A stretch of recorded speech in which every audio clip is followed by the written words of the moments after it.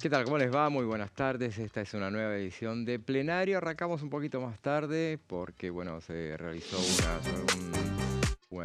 un simulacro en el Congreso de la Nación, donde está instalado el canal Diputados TV, y, bueno, se hizo todo un simulacro de incendios y, bueno, una evacuación, y luego volvimos cada uno a su puesto de rigor. Y bueno, estamos a apenas 2 días para las elecciones, desde que seguimos haciendo esta cuenta regresiva para estas elecciones tan trascendentales que tendrán lugar este próximo domingo, donde se eligen diputados y senadores nacionales.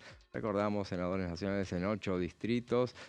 Solamente en 8 distritos, porque se renueva un tercio de la Cámara Alta. Bueno, mucha expectativa. Vamos a hablar, estamos en veda, obviamente la vamos a respetar, pero vamos a hablar igualmente de las elecciones, siempre manteniendo la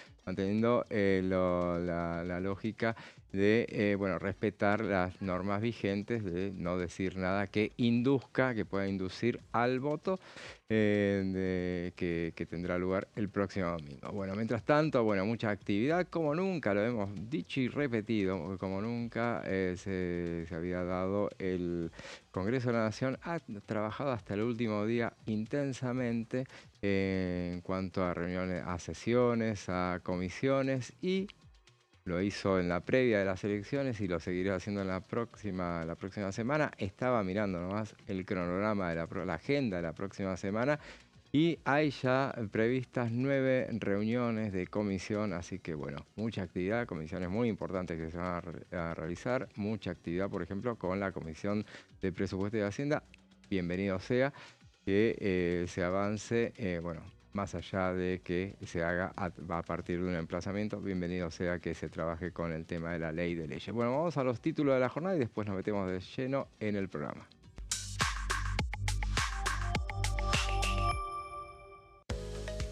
Elecciones 2025, estamos en veda electoral, rige a partir de las 8 de la mañana y se extenderá hasta el domingo 26 de octubre hasta las 21 horas.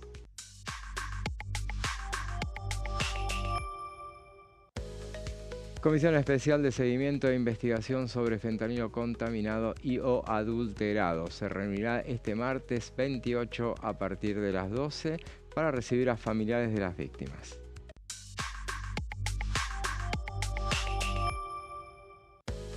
Y la otra comisión investigadora, en este caso sobre la criptomoneda Libra, se reunirá el martes 28 a partir de las 16 para recibir declaraciones testimoniales y determinar nuevas medidas de prueba. Estos son los títulos de esta jornada y ya les presento a quien, como todos los viernes, me acompaña, Silvia Rachter. ¿Cómo estás, Silvia? Bien, muy bien. Qué día feo hoy, es Sí, día gris, realmente, muy gris, lluvioso. muy Parece gris. que va a estar más lindo mañana, mejor a partir del mediodía, y el domingo, día de elecciones, no va a llover, por lo menos Bueno, en la ciudad de bien, Buenos Aires y menos mal, así, provincia. así es, buen Así tiempo que para bueno, votar. buena jornada para ir a votar. Ojalá que haya, como siempre digo, una muy buena asistencia, la gente concurra a votar, que sea más alta que en las elecciones provinciales, que por lo menos no baje el 70%, que es el promedio, Yo ¿no? creo que sí, creo que va a ser, no digo alto el nivel de votación, pero más importante que lo que se venía, uno venía esperando a partir de, bueno, récords negativos en cuanto a lo que ha sucedido con las elecciones provinciales. Por ejemplo, la ciudad de Buenos Aires tuvo, no recuerdo que haya tenido tan baja concurrencia a Como la votar. última. Claro, La claro. última que Así fue. que Bueno, diputados nacionales siempre genera más. El Congreso ha estado en la tapa de los diarios, ha estado en la tapa de los medios estos 6 meses, así que capaz que eso genera más interés en poder definirse o a favor, digamos, de cada sector que uno quiera votar, pero lo importante es ir a votar. Y yo seguro. hoy tengo preparado algo que no tiene nada que ver con las elecciones. A ver, tenemos. ¿Qué Eh, se trata? la apertura de los nuevos temas que se podrían tratar después de diciembre, y en Ujú. ellos está el proyecto de Ley Bases 2. ¿Qué fue la Ley Bases 1? ¿Qué temas incluyó? ¿Y qué temas puede incluir una segunda versión de Ley Bases que, según Alejandro Cacase, exdiputado, hombre de la casa y hoy secretario de Regulación, ha dicho que van a enviar el próximo 15 de diciembre? Claro, él estuvo el martes pasado, Estuvo ¿no? el Sí, martes en la Comisión de Presupuesto, muy interesante esa reunión. sí, Primero sí, porque sí. conoce la mecánica legislativa, se armó todo un debate sobre el tema de la reunión previa que hubo a puertas cerradas con Carlos Guberman y José Rolandi de algunos bloques. En realidad fueron invitados la mayoría, con excepción de la izquierda, que al cual no la habían invitado, pero,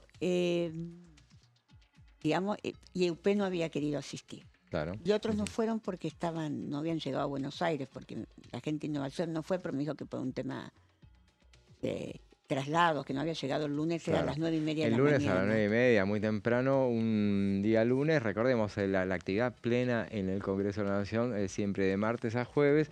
Muchos se preguntan, pero ¿por qué no es de lunes a viernes? Y porque los legisladores vienen del interior del país, Y entonces en también general, hacen actividades en sus provincias. obviamente, claro, claro, hay que También tener, son reciben gente, hacen política en sus provincias. totalmente, totalmente. Y bueno, esa reunión se había hecho el lunes bien temprano, 1 hora y media de reunión con el vicejefe de gabinete y el secretario de Hacienda. Y en la previa, en la previa, cuando arrancó la reunión a las 13 horas, la reunión de la Comisión de Presupuesto y de Hacienda, bueno, se armó todo un debate en torno a lo que había sucedido ese día. Pero Aparte, ese martes también estaba el hecho de que se habían promulgado las leyes y suspendido, exactamente. entonces eso generó una Sí, fuerte pero protesta. fundamentalmente las críticas de Unión por la Patria a los diputados de Encuentro Federal y Democracia para Siempre que habían ido, Ujú. y los diputados de Democracia para Siempre no se quedaron callados para nada. Eh, Tanto Diana Tabela como el más duro Nicolás Mazot defendió lo que nosotros conocemos como la negociación, o como dijo nuestro expresidente de la Cámara, Emilio Monzó, la rosca, la defensa. Claro, sí, sí. ¿Qué es la rosca? Es sentarse a hablar sobre los temas que tenemos diferencia, ni más ni menos, es el diálogo. Así es, sí, Y sí, no está mal. totalmente. En esa, justamente, en el caso de la diputada, otra, tal cual lo decía, la diputada Figueroa Casas también decía, bueno, a mí me invitaron, como me invitaban otros gobiernos, a hablar, porque ella siempre formó Claro, Unión por la de Patria la. habla como nunca hubiese más ha hecho ninguna reunión para consensuar el presupuesto con los distintos sectores. Las Claro, hacía siempre. aclaremos que, bueno, los primeros en tirar piedras sobre esa reunión que había hecho era la izquierda, que en Sí, general no participan de esas reuniones. digamos, Aparte, no se los había invitado no tampoco. se los había invitado porque aparte no está fácil la participación de ellos en presupuesto, porque van Sí. con temas que no tienen ninguna vinculación con el presupuesto. Claro, y aparte, bueno, ahí forma cosa que no había sucedido. Es la primera vez que un diputado de la izquierda integra la comisión de izquierda, en este caso es Cristian Castillo. Sí, que te plantea los temas de presupuesto, pero los restos de los diputados de izquierda que van todos a la reunión, Claro, pueden ir todos los diputados pero ellos van todos, tienen presencia y hablan, y hablan. hablan todos, pero hablan de temas que muchas veces no está vinculado al temario de la reunión. Claro. Ujú. Eh, Y en este caso, bueno, uno de los diputados, este caso Rodrigo de Loredo, sugirió, bueno, la próxima vez invítenlo, así no se, invítenlo, les van a decir, total, tienen el no fácil y entonces rápidamente salimos de esta situación. Veamos lo que decía sobre la reunión de la Comisión de Presupuesto el diputado Ardoin. Todas las medidas que puedan colaborar con el trabajador son bienvenidas, pero ya te vuelvo a decir, hoy se defendían el gobierno anterior cuando dejó más del 50% de los trabajadores informales. Busquemos el diálogo, busquemos el consenso, pero claramente del kirchnerismo hay una postura de tirar piedras físicas y políticas, porque o tiran piedras en la calle o te ponen piedras en la rueda. Claramente se oponen a todo lo que proponen un gobierno que no es el de ellos, no haciéndose cargo del fracaso que han generado en los últimos 20 años. Ahí lo escuchábamos al diputado Ardoin hablando de, bueno, de las reuniones de presupuesto. Hubo dos esta última semana y escuchamos también lo que decía desde Unión por la Patria el diputado Sergio Palazzo. Bueno, un poco decepcionado porque hubieron preguntas muy puntuales que no fueron respondidas, particularmente aquellas que tenían que ver con por qué no se homologan los convenios que suscriben los sindicatos con las empresas, que todo el mundo sabe que hay queja de los sindicatos, salen todos los medios permanentemente. No dio información respecto a la cantidad de convenios que no se han homologado. Eso trae un perjuicio además que es que no se actualiza el tope indemnizatorio y esto tiene consecuencias directas para quien es despedido en una empresa.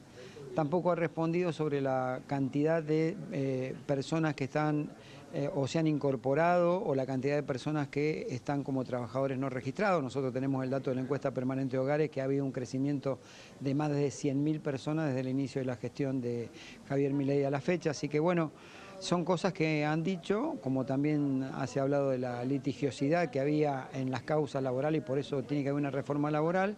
Y eso francamente es un error plantearlo en esos términos, porque en el 2022 hubieron 26.000 causas que se iniciaron en los tribunales, en las cámaras nacionales de apelaciones del trabajo, y en el 2023, que son los últimos registros, fueron 36.000 o 37.000.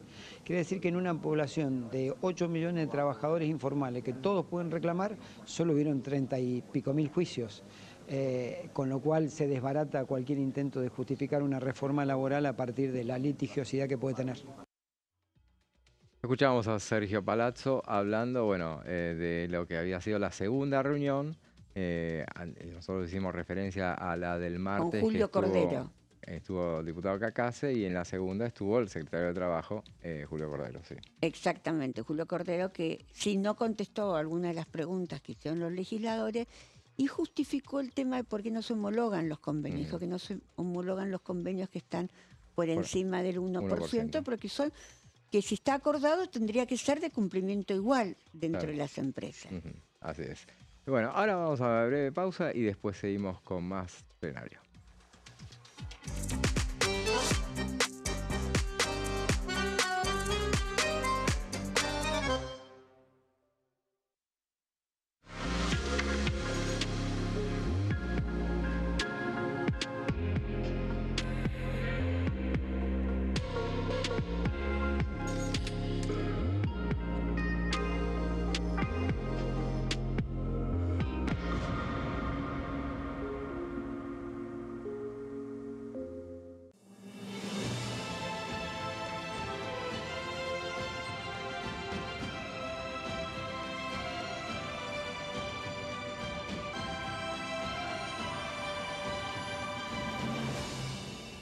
La bancada, de lunes a viernes, 13 horas.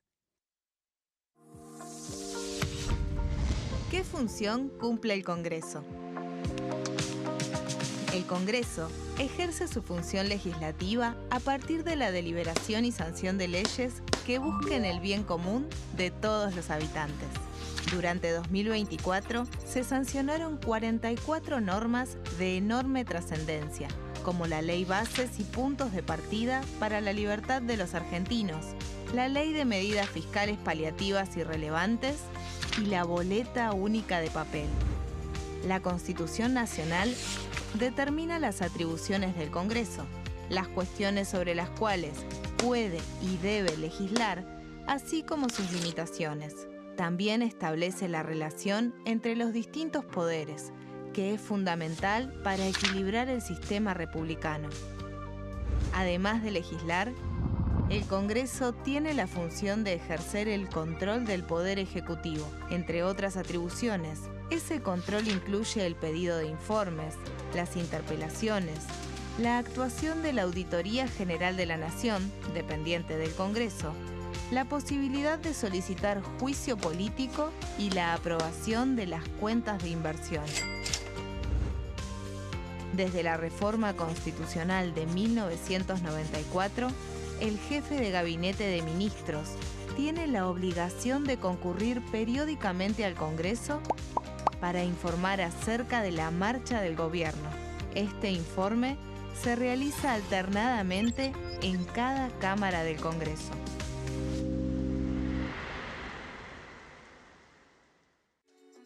Bienvenidos, bienvenidas. Esto es mi proyecto de TV Stream.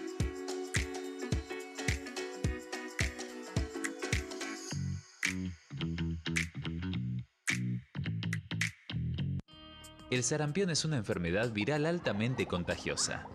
Que no juegue con tu hijo. Puede poner en riesgo especialmente a menores de 5 años no vacunados. Ante la aparición de fiebre y manchas rojas en la piel, consulta de inmediato con un médico. La vacuna es la única forma de prevenirlo y es parte del calendario nacional de vacunación. Es segura, gratuita y está disponible en vacunatorios, centros de salud y hospitales públicos del país. Vos ya tenés esta vacuna. Dásela a tus hijos. Elegí prevenir.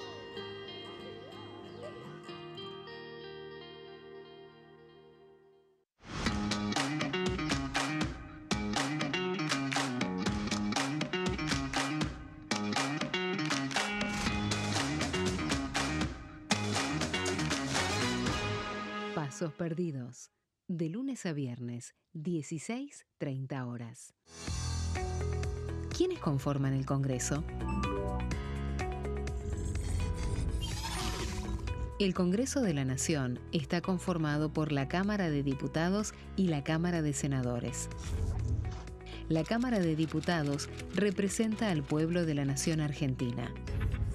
Esto significa que las provincias más grandes y con mayor cantidad de habitantes tienen muchos más diputados que las provincias más pequeñas.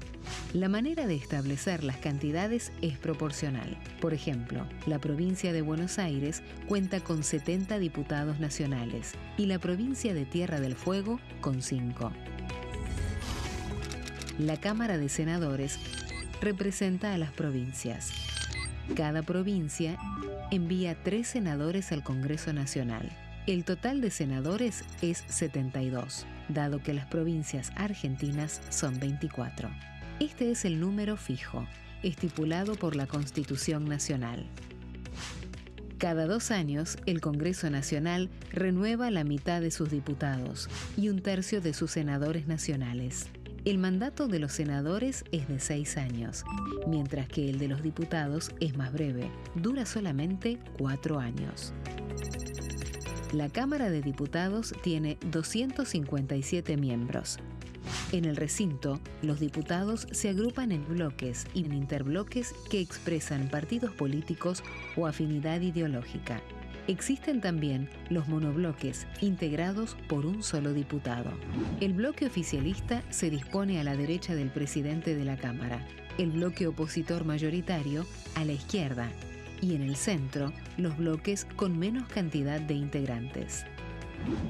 Son requisitos para ser diputado: tener al menos 25 años, 4 años de ciudadanía argentina, haber nacido en la provincia por la que se postula o haber residido en ella los 2 años precedentes.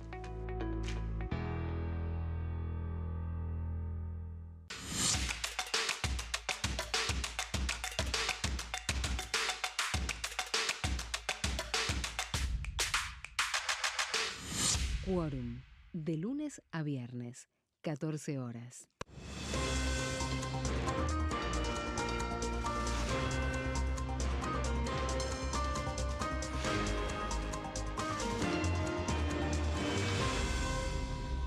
Consenso, de lunes a viernes, 12 horas.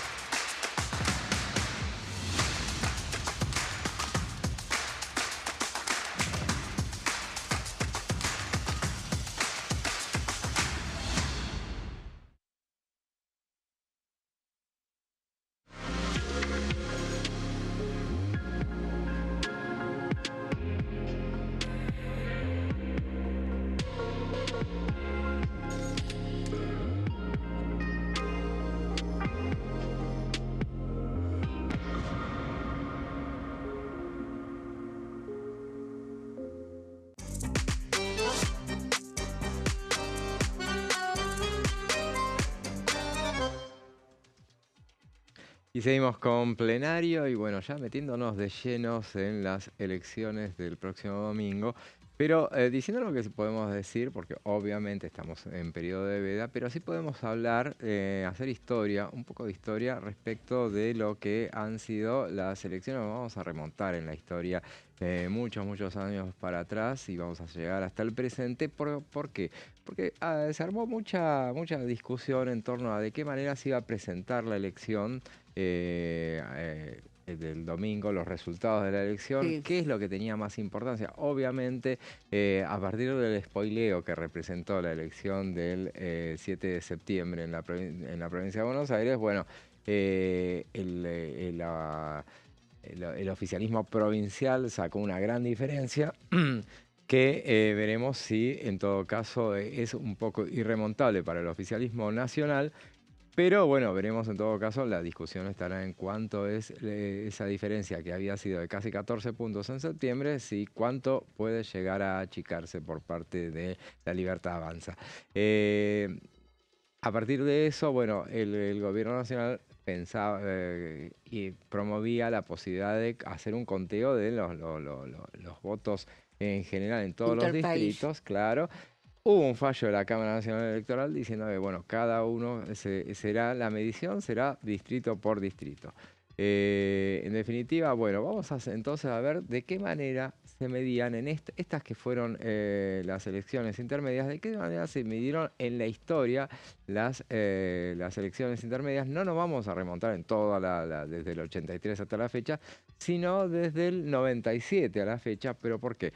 Porque antes de la reforma constitucional, y no es que esté en la Constitución eso, pero había provincias que no necesariamente lo hacían todas las elecciones, no se votaba todo el mismo día. No, pero viste que eso fue después con una ley de Néstor Kirchner. de Claro, hacerlas en el claro, mismo pero a día. partir del 97, a partir de ahí siempre se hicieron el mismo día. En la previa se hacía, no es que estés obligado a votar todo el mismo día, pero, y bueno, no lo hacían. Pero por una cuestión de economía se hacía así. Obviamente las elecciones provinciales, o sea, cada distrito, sus elecciones las puede hacer, tiene potestad para hacerlas cuando quiera.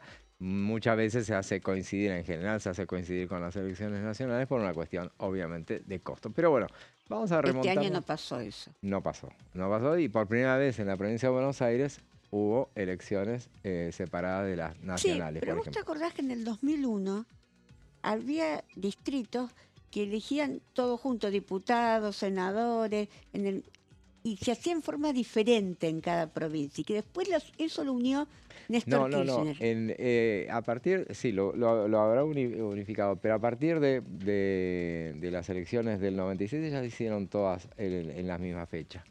¿Qué es lo que vamos a ver ahora? Justamente a partir de en el 97, ¿qué es lo que se da? La irrupción de la Alianza. Sí. La Alianza, el nombre completo era la Alianza para el Trabajo, la Justicia y la Educación. Era solamente, se conocía como la Alianza, que fue la que conformaron la Unión Cívica Radical con el FREPASO, que fue una escisión del peronismo, obviamente. Son las elecciones el 26 de octubre de 1997 y vamos a ir a la provincia de Buenos Aires. Ahí la elección la terminó ganando la Alianza por 48% de los votos. Obtuvo Histórico fue. Fue una elección espectacular. 19 diputados sumó, claro. Miren la magnitud del impacto del histórico, fundamentalmente para un no peronismo. Yo puedo contar una anécdota. Dale, sí, por Yo supuesto. cubría todo lo que era peronismo bonaerense para Agencia Noticias Telan. Entonces, en ese momento me mandan a cubrir, como acá no había mucha actividad, en esa época sí se respetaba esto de que no había actividad en el Congreso. Claro. Me mandan a cubrir y yo hago un acuerdo para hacerlo de domingo a domingo, digamos como que era yo sola cubrirlo. Sí. Y yo me daba cuenta que algo estaba pasando, porque comparaba con otras coberturas que había hecho, 89, 91, que pasaba lo que se llamaban las caravanas, el Menemóvil, el Valdemóvil, el Chichemóvil, y la gente cerraba las ventanas. Y eso, dije, acá está pasando algo. Claro. Hay enojo.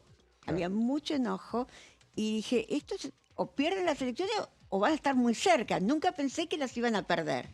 Pero cuento esa anécdota porque me parece que era Se ve venir, claro, ese tipo de uno cosas. lo se ven veía venir. Totalmente, totalmente. Y bueno, entonces la Alianza ganó esa elección por el 48% de los votos, 19 diputados obtuvo, el Frente Justicialista Bonaerense obtuvo 41,44, 16 diputados. Buena elección por parte de todos, pero ganó la Alianza. La Alianza le ganó al oficialismo, le ganó a Carlos En ese Menem. momento se dividían entre dos fuerzas y no había división Había entre otros. bipartidismo, Bipartidismo. que era un poco prestado. El radicalismo que no había terminado muy bien. Había polarización como hay ahora. Es verdad, sí, sí, así es. Bueno, la figura de esa elección fue Graciela Fernández Meijide, Obvio. justamente, que le ganó a la candidata en ese momento, la candidata a senadora del Frente Justicialista fue Hilda Chiche Duhalde. Así es. Vamos a lo que fue la elección en la ciudad de Buenos Aires también. Ahí, entonces el 26 de octubre, la Alianza obtuvo 56,8%, arrasó 9 diputados tuvo. 9 diputados de 13. ¿Eran 12 o 13? De 13, aparte, ese es el detalle. Y 2 diputados sacó el Nunca nadie volvió a sacar esa cantidad, ¿no? No, que recuerde. Pero con apenas un 18% sacó el justicialismo, 2 diputados nada más. Y quién era la cabeza de lista de la Alianza en ese momento, y ahí lo vamos a ver, era Carlos Chacho Álvarez, justamente, que después sería el vicepresidente de la Nación de la fórmula con Fernando de la Rúa. Sí.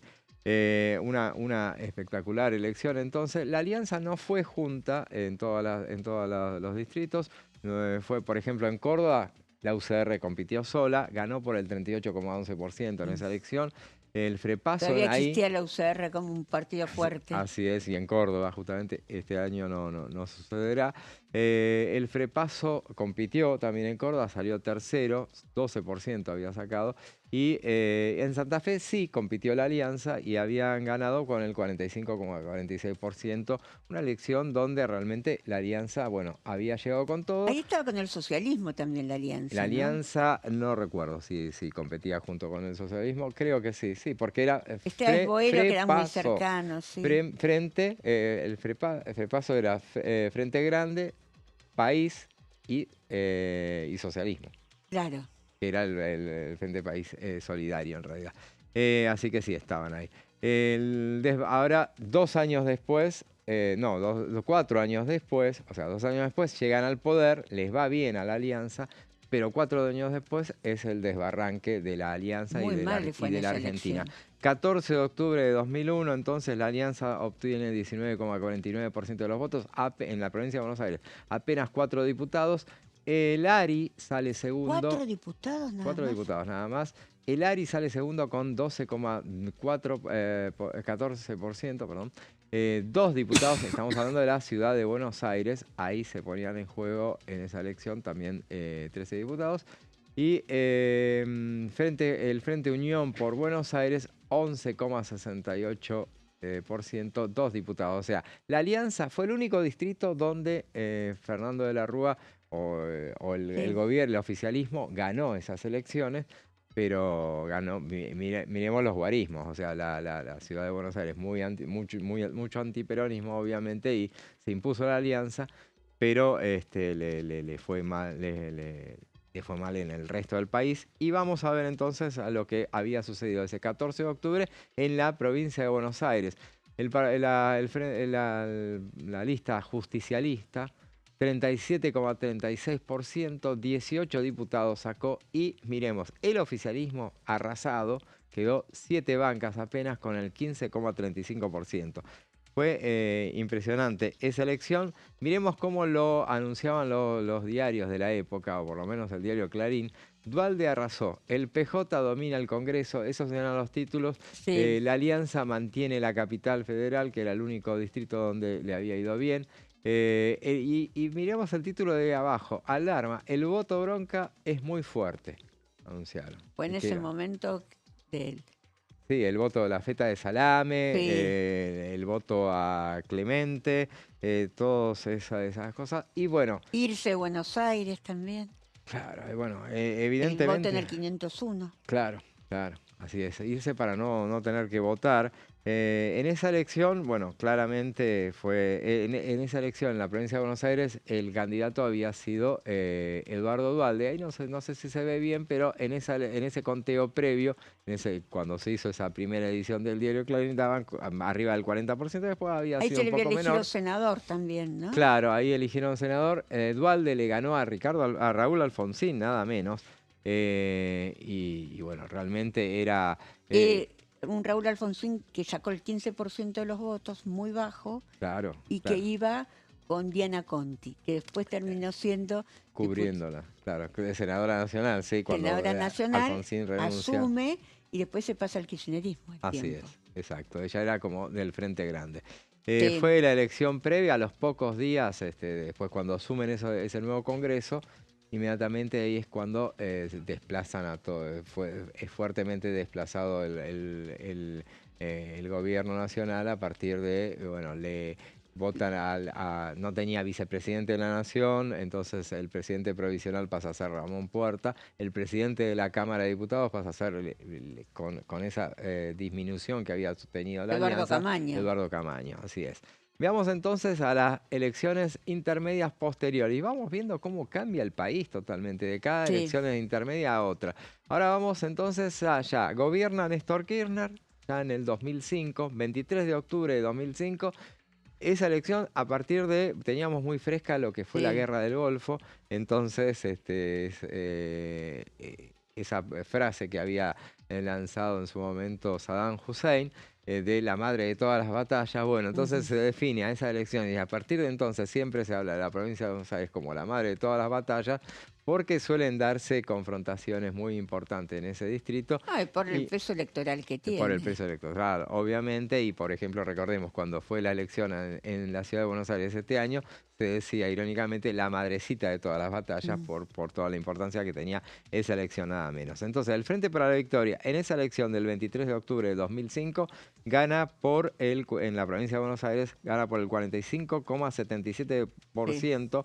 El Frente Justicialista 20,43%. ¿Quién era la candidata del Frente para la Victoria? A senador. Estos son los datos para senadores. Era Cristina Fernández de Kirchner y la candidata del Frente Justicialista, Chiche Duhalde, de nuevo, que fue siempre histórica perdedora para el Senado, pero bueno, tenía confrontaciones muy fuertes en ese momento. Veamos la tapa de Clarín de ese entonces. Cristina aplastó. Ese fue el título, donde lo vemos ahí a Néstor Kirchner abrazando a José Pampuro, justamente, que era quien secundaba a Cristina como senador en esa elección. Macri ganó en toda la capital, era jefe de gobierno por entonces, le había ido muy bien, inclusive él pensando ya para ser candidato. No, él, en el 2007. no era jefe de gobierno, él gana la jefatura de gobierno un año después. La gana en el 2007. Claro. En ese momento todavía era jefe de gobierno. Aníbal Ibarra todavía no había tenido la crisis de Cromañón, que fue el 30 de diciembre del 2003 o 2004. Así es, sí. Entonces, vamos entonces ahora a la próxima placa. Son año 2009. Claro. Las candidaturas testimoniales fueron el eje en ese momento y de nuevo el lugar central fue en la provincia de Buenos Aires, donde 28 de junio de 2009 se adelantan las elecciones en ese momento por la crisis una crisis económica internacional. Ese fue el argumento que hizo. Y estaba la crisis del campo. Había pasado el año anterior, o sea, el argumento para adelantar las elecciones de parte del kirchnerismo fue justamente la crisis internacional, creo que venía muy golpeado con el tema del campo. Pero venía muy mal del 2008, que había sido la guerra contra el campo. Entonces, en esa elección se propone Unión Pro, que era una alianza formada por Mauricio Macri, Francisco de Narváez y Felipe Solá. Qué lejos que parece todo, ¿no? Es lejísimo, sí. Unión Pro se llama, 34,68% de los votos, 13 diputados. Sacaron prácticamente lo mismo, fue casi empate. El Frente para la Victoria, 32,18%, pero la lista del Frente para la Victoria, que sacó 12 diputados, estaba integrada por Néstor Kirchner, era el primer candidato a diputado nacional. El segundo candidato a diputado nacional, Daniel Scioli, gobernador. Todos Tercero, testimoniales. todos testimoniales, inclusive Néstor Kirchner, que al final fue el único que asumió.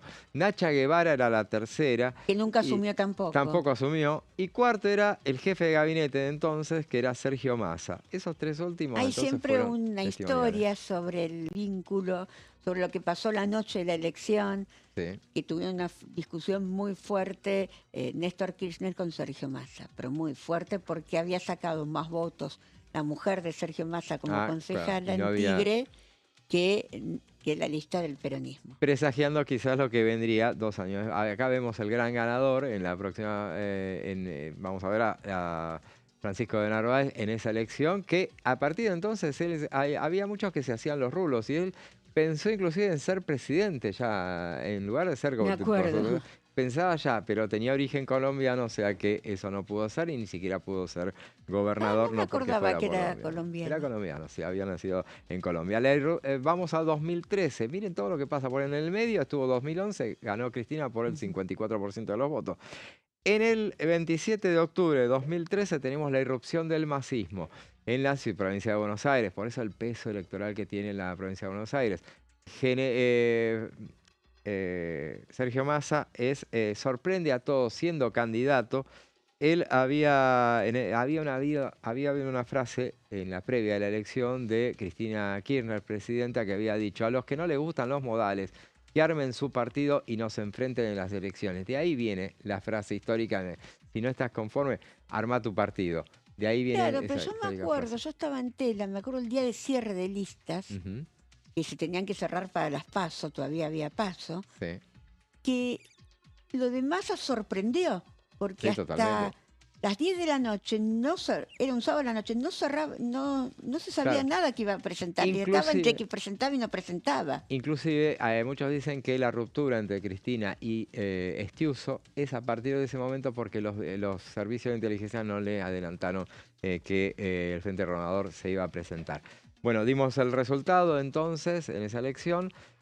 Vamos entonces a las intermedias de Cambiemos, a las intermedias de Mauricio Macri. Y en esa elección, ahí Massa va con algunos macristas también. La que después Claro, fue sí, Soledad Martínez. Claro, él pone algunos macristas Sí. porque, bueno, que fue la manera de participar, porque él no presenta al PRO justamente para no dividir a la oposición. Las intermedias de Macri, 22 de octubre de 2017, provincia de Buenos Aires, Cambiemos gana por el 41,35% de los votos, la Unidad Ciudadana saca el 37,31%. ¿Y quiénes eran los candidatos? Esteban Bullrich era de Cambiemos y Unidad Ciudadana nada menos que Cristina Fernández de Kirchner. En la previa había habido PASO en esa ocasión, en esa elección. Las PASO la ganó por un canto de uña, realmente, apenitas la había ganado Cristina Kirchner en esa elección que después se definió. Pero muy pareja. Había sido muy pareja, pero bueno, la había ganado por 2 décimas, creo. Eso se puede decir que en esa intermedia hubo ola amarilla. Totalmente, sí, absolutamente. Y vamos a las últimas, entonces, las últimas elecciones intermedias, que son las del 14 de noviembre de 2021, elecciones post-pandemia.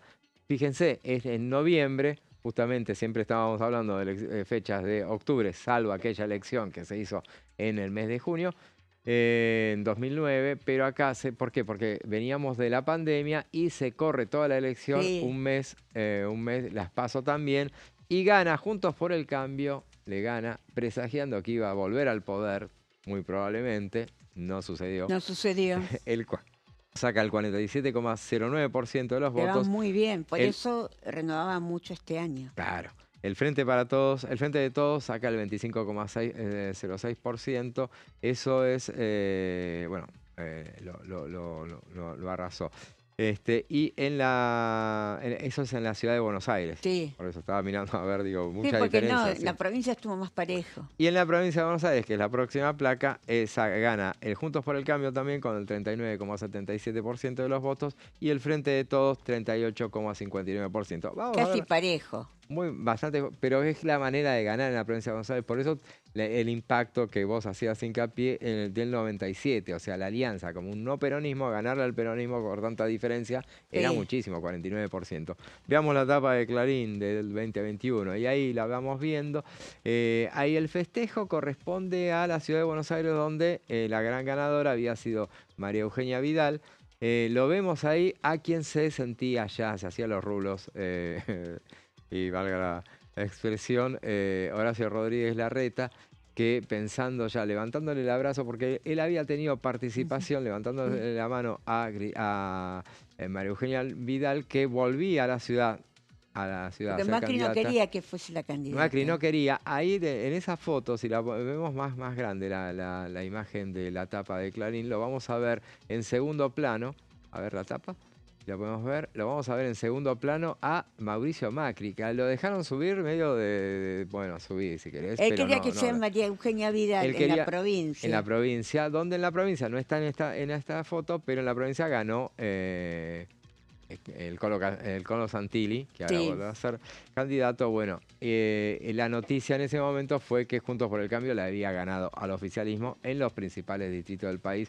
También le ganó en Córdoba, le ganó en la provincia de Mendoza. Esa es la importancia, en definitiva, de las elecciones intermedias. Dos cosas nada más antes de ir al corte. Son muy importantes, obviamente, tienen vital importancia, pero no son definitivas. No son definitivas para lo que pueda suceder. Mucho menos a los 4 años, lo hemos visto claramente. Pero bueno, tampoco no implica que lo que suceda aquí necesariamente vaya a suceder dentro de 2 años. Claro. Eso es por lo menos lo que hemos visto. Mirá lo que pasó en el 2009 y en el 2011. Cristina arrasó con el 52%. En el 2011 y venía de perder en 2009, donde había puesto toda la carne en el asador y lo había perdido. Bueno, esto fue el repaso histórico que hicimos hasta ahora. Vamos a una breve pausa y después seguimos con la parte final de plenario.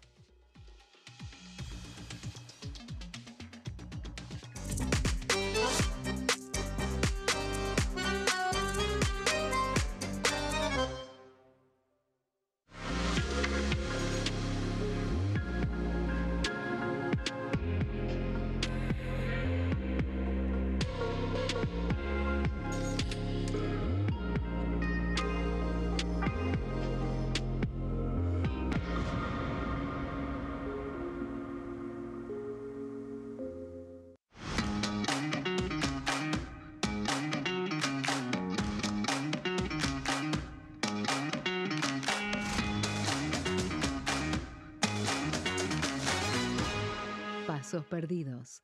De lunes a viernes, 16:30 horas. ¿Quiénes conforman el Congreso? El Congreso de la Nación está conformado por la Cámara de Diputados y la Cámara de Senadores. La Cámara de Diputados representa al pueblo de la nación argentina. Esto significa que las provincias más grandes y con mayor cantidad de habitantes tienen muchos más diputados que las provincias más pequeñas. La manera de establecer las cantidades es proporcional. Por ejemplo, la provincia de Buenos Aires cuenta con 70 diputados nacionales y la provincia de Tierra del Fuego con 5. La Cámara de Senadores representa a las provincias. Cada provincia envía 3 senadores al Congreso Nacional. El total de senadores es 72, dado que las provincias argentinas son 24. Este es el número fijo, estipulado por la Constitución Nacional. Cada 2 años, el Congreso Nacional renueva la mitad de sus diputados y 1/3 de sus senadores nacionales. El mandato de los senadores es de 6 años, mientras que el de los diputados es más breve, dura solamente 4 años. La Cámara de Diputados tiene 257 miembros. En el recinto, los diputados se agrupan en bloques y en interbloques que expresan partidos políticos o afinidad ideológica. Existen también los monobloques, integrados por un solo diputado. El bloque oficialista se dispone a la derecha del presidente de la Cámara, el bloque opositor mayoritario a la izquierda y en el centro, los bloques con menos cantidad de integrantes.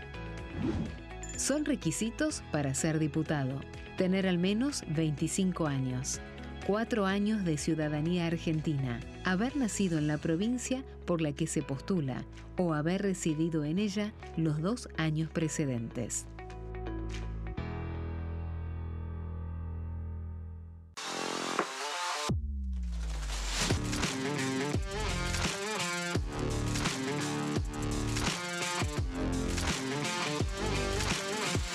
Orden del día, de lunes a viernes, 11 horas. Bienvenidos, bienvenidas. Esto es mi proyecto de TV Stream.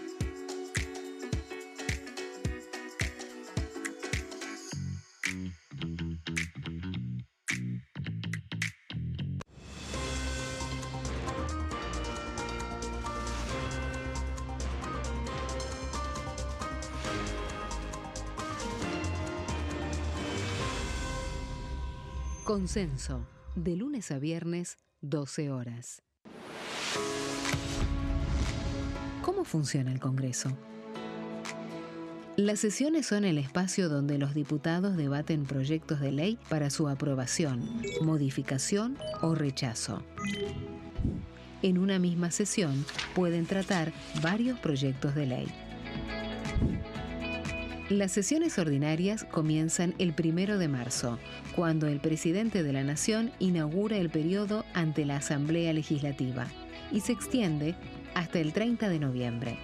El Poder Ejecutivo puede convocar a sesiones extraordinarias o prorrogar las sesiones ordinarias. La sesión es dirigida por el presidente de la Cámara de Diputados, que administra el uso de la palabra y las distintas instancias del funcionamiento.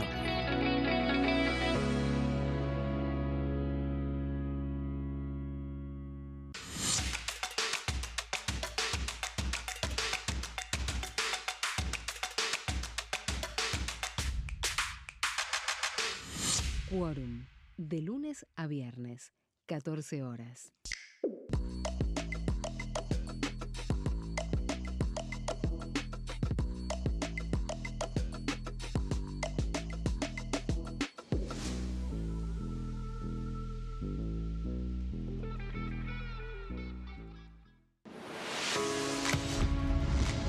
¿Cómo funciona el Congreso? Cuando un proyecto de ley ingresa a la Cámara de Diputados, ya sea presentado por un legislador, enviado por el Poder Ejecutivo o producto de una iniciativa popular, se trata primero en el ámbito de las comisiones. Las comisiones son el espacio de análisis y debate sobre los proyectos conformadas por legisladores de distintos bloques. Hay 46 comisiones permanentes que son centrales en la discusión parlamentaria, como Presupuesto y Hacienda, Asuntos Constitucionales o Legislación General. Existen también 32 comisiones especiales que tratan temas específicos. En su mayoría son bicamerales, es decir, que están compuestas por diputados y senadores, como la bicameral de trámite legislativo, encargada de analizar los decretos del Poder Ejecutivo. Para que un proyecto sea tratado en el recinto, debe contar con el apoyo de la mayoría de los integrantes de las comisiones a las que haya sido girado. Al finalizar una reunión de comisión, se dictamina sobre la pertinencia de tratar el proyecto en el recinto. El dictamen puede plantear la aprobación del proyecto o su rechazo.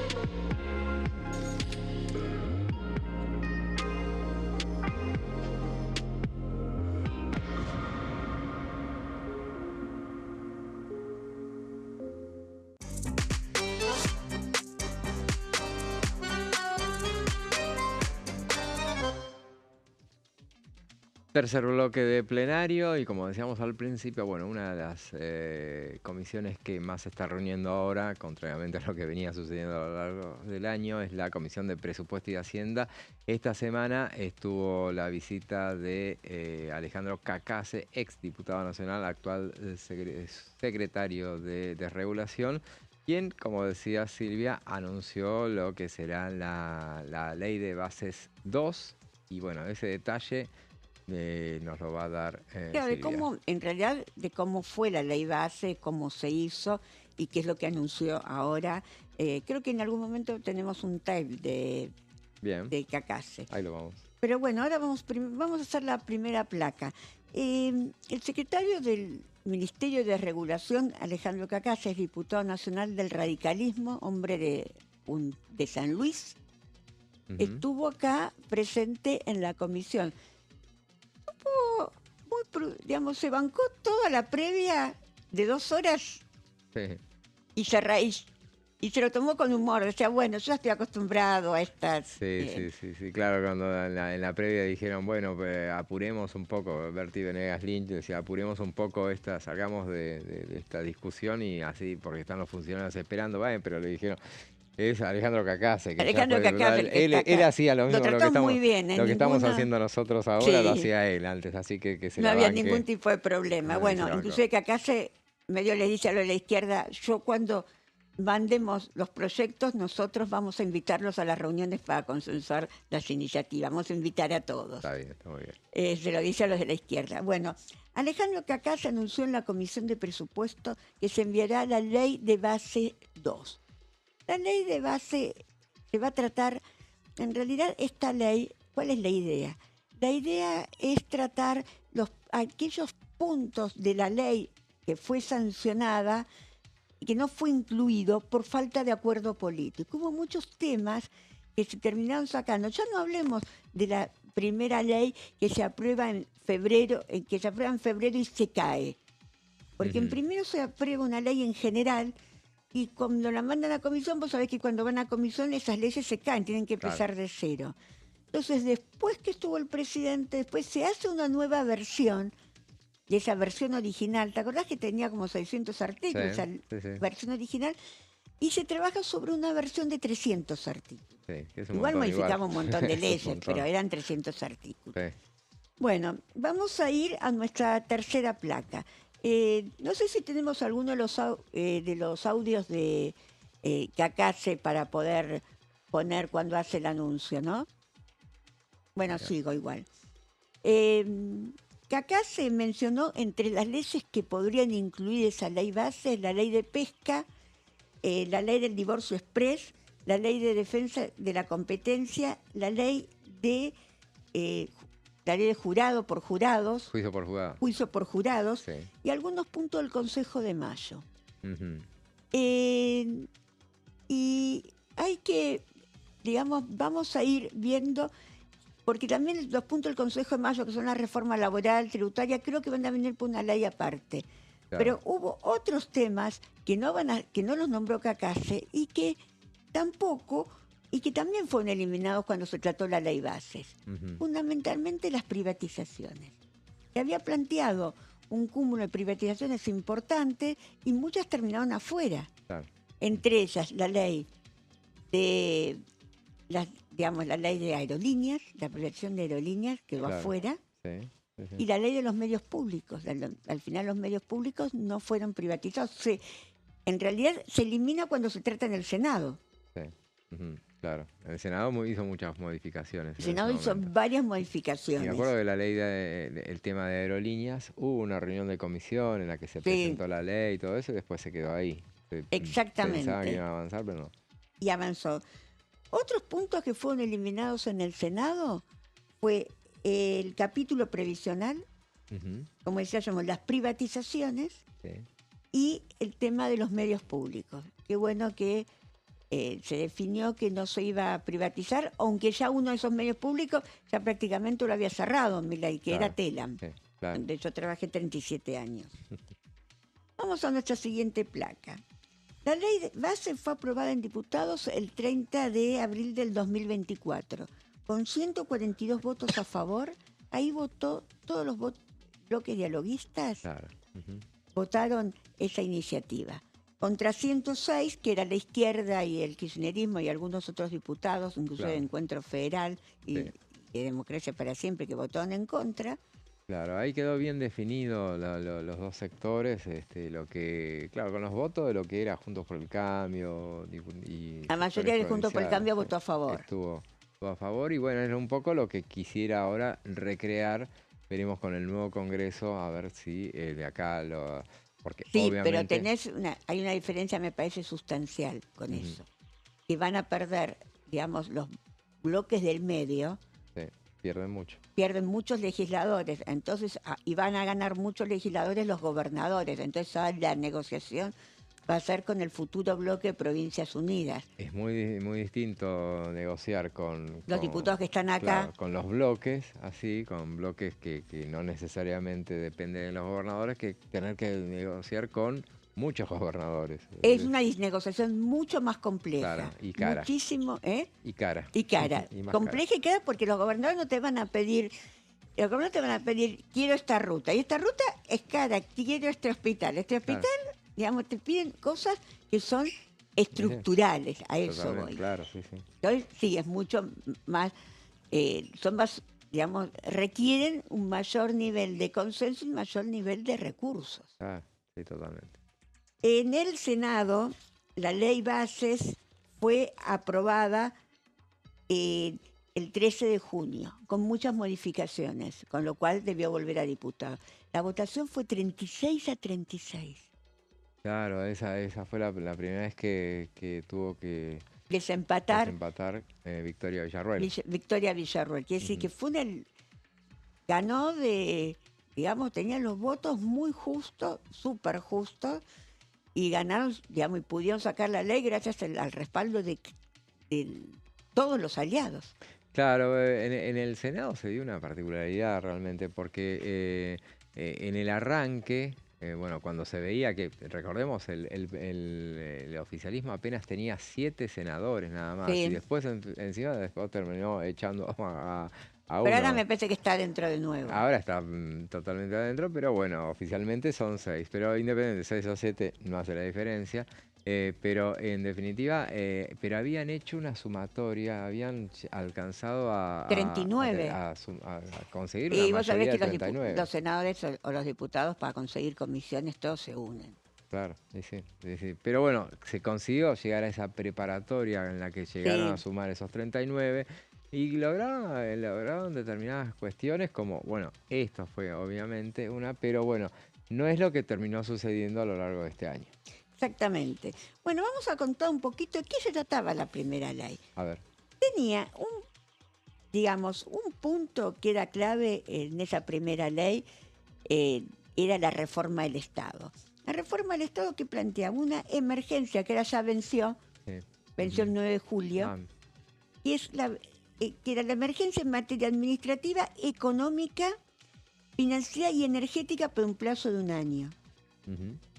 También se le daba distintas facultades. En base a esas facultades delegadas se habían sacado un montón de decretos que algunos fueron eliminados después por el Congreso. Le dieron las facultades, pero después en algunos decretos igual los eliminaron. Ujú, sí, ajá. Eh, Claro, ¿Te acordás cuando se trató el tema de la eliminación de algunos decretos delegados? sí. Otro tema muy importante es la reorganización administrativa. Se establecieron varias delegaciones de facultades para poder hacer una reforma del Estado. Y uno de los puntos, que tal vez fue uno de los puntos que se debatió mucho, fue el tema de la ley de disponibilidad. Establecía que en algunas áreas cerradas, cuando el trabajador al año no podía reubicarse, se podía establecer la disponibilidad con el pago de la indemnización de ese trabajador. Ajá. Un tema Claro. controversial. Sí. Después, otro punto fue el tema laboral. Empezaron a se creó la figura del colaborador, Ujú, sí. y con el cual, si vos tenés 3 empleados, no hace falta que los registres, sino que pueden ser monotributistas, y estaba entre 3 y 5 empleados, la Con la figura figura del colaborador. del colaborador. Claro. Y aparte se hizo toda una reforma con respecto a las sanciones de las multas, que fue bastante significativa. Igual yo creo que Para mí el corazón de esta ley, además de la reforma administrativa, fue el RIGI, Sí, que es un programa de de grandes inversiones fundamentalmente para petrolera y la minera, y ya hay más de 20 proyectos presentados que son inversiones a largo plazo, porque me parece que fue incorporar un sistema de inversiones que no existía. Claro, y justamente me acuerdo, hablándolo con legisladores de provincias petroleras, y yo preguntaba por lo que había sido todo ese debate, ¿te acordás que fue a Sí. fines del 23, durante el año 2022 y 2023, que fue toda la discusión en torno a la ley de GNL? Sí. Y decía, bueno, al final se trabajó tanto, creo que había tenido media sanción, después del Senado, en el Senado no salió, digo, ¿qué pasó con eso? Entonces me contestaba, me dice, no, ya está el RIGI, con el RIGI alcanza. Claro. Entonces digo, mirá vos, esa era la ley, era lo que pretendía, era eso, bueno, lo compensaron con el RIGI. Otro tema fue el de las privatizaciones. Sacaron, digamos, hubo empresas que se podían privatizar totalmente, empresas que se privatizaban parcialmente y empresas que solo se podían vender al permitir la participación del sector privado. Entre ellas está la empresa de Núcleo Eléctrica Argentina, que solo se permite la participación privada, que igual en el complejo que está en el sur, con el tema de los complejos yacimientos carboníferos fiscales. Después hay otras que sí que se pueden privatizar. Estaba la empresa de Aguas Argentinas, que quedó dentro de las privatizaciones. Claro. Y las empresas de los trenes, que también quedó dentro de las privatizaciones. Claro. Tren de carga, el tren de pasajeros. Claro, ahí no hay ningún avance, ¿eh? Sí, no. Sobre este tema voy a decir, después de más de un año de la sanción de la ley, quedó conformada la comisión que tiene que controlar las privatizaciones, porque antes de poner los pliegos tienen que venir al Congreso. Y esa comisión quedó formada. ¿Y sabés quién la encabeza? Juan Carlos Romero. Encabeza esa comisión, que es de 8 senadores y 8 diputados, pero quedó la semana pasada recién conformada.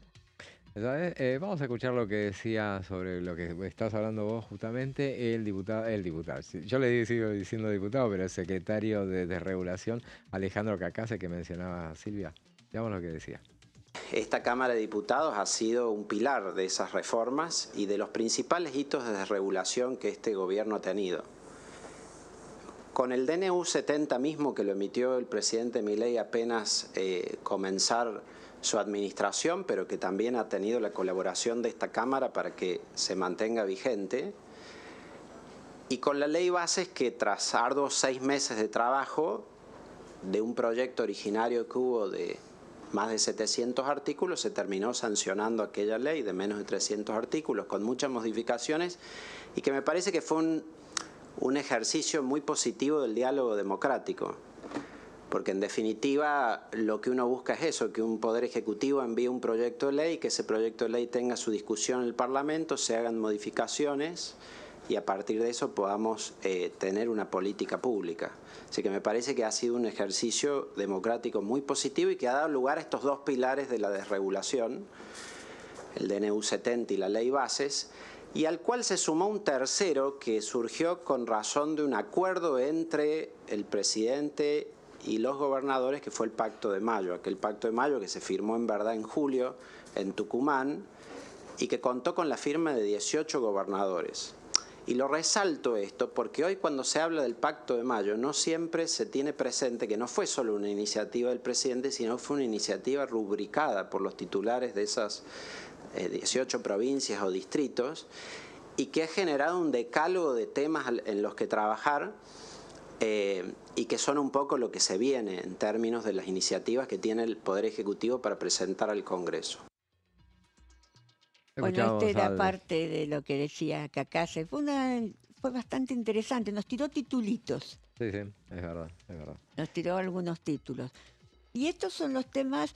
Después tuvo otros temas, tuvo capítulos,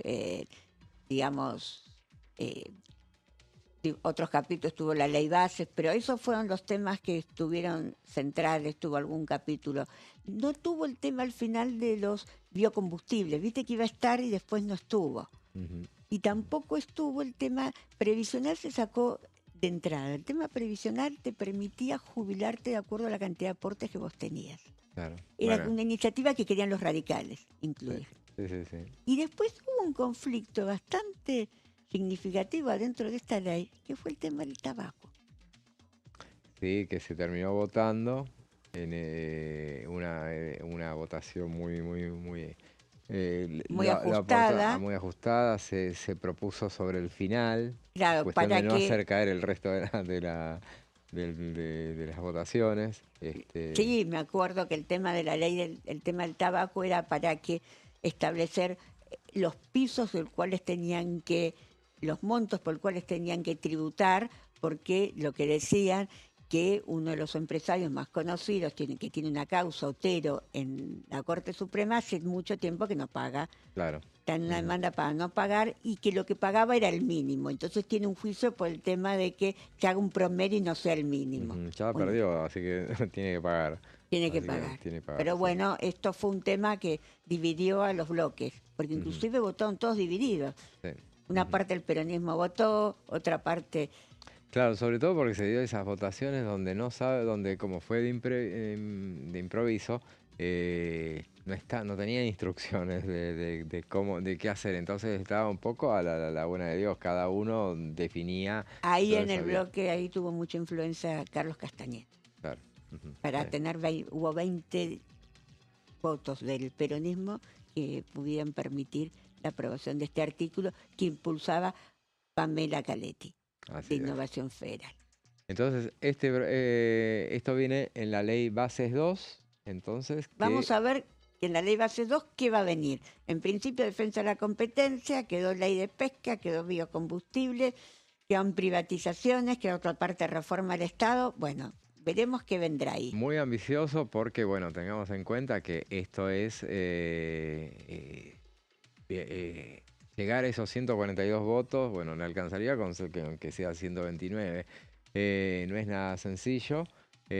Son muchas ambiciones que tiene el oficialismo y las propuestas que tiene para esta segunda etapa, esta gestión. Claro. Que claro, hay dos reformas que son las que se propone avanzar el oficialismo, que son la reforma laboral y la reforma impositiva. Sí, pero todos me dicen que eso va a venir después, que primero ¿Bases o...? Primero presupuesto. Ah, sí, obviamente, sí, presupuesto. Es la clave. Después viene el resto de las leyes. Pues sin presupuesto ningún bloque dialoguista va a querer obviamente, tratar ningún tema. Ahí está. Y después viene la laboral. No sé si viene antes la base o no, o después viene la laboral. Claro, sí. Que está dentro del Consejo de Mayo. Sí, que ya hubo expresiones, nosotros lo hablábamos ayer, expresiones de alguien muy dialoguista como es Gerardo Martínez y muy crítico con la reforma laboral que se propone implementar el gobierno nacional, pero lo que también decíamos ayer mismo, bueno, son momentos son discursos muy preelectorales, el domingo se vota, no hay que desconectarlo de eso tampoco. Tenemos que tener en cuenta que la flexibilización existe de hecho. Totalmente, claro, totalmente. Y que el otro día se planteó un tema en la Comisión de Presupuesto, y es al secretario de Trabajo, le dijeron hay cada vez más personal no registrado, que en realidad son monotributistas, no es que es personal no registrado. Sí. Pagan muy pocos aportes a la seguridad social, es mínima lo que pagan de aportes. Es una bomba de tiempo.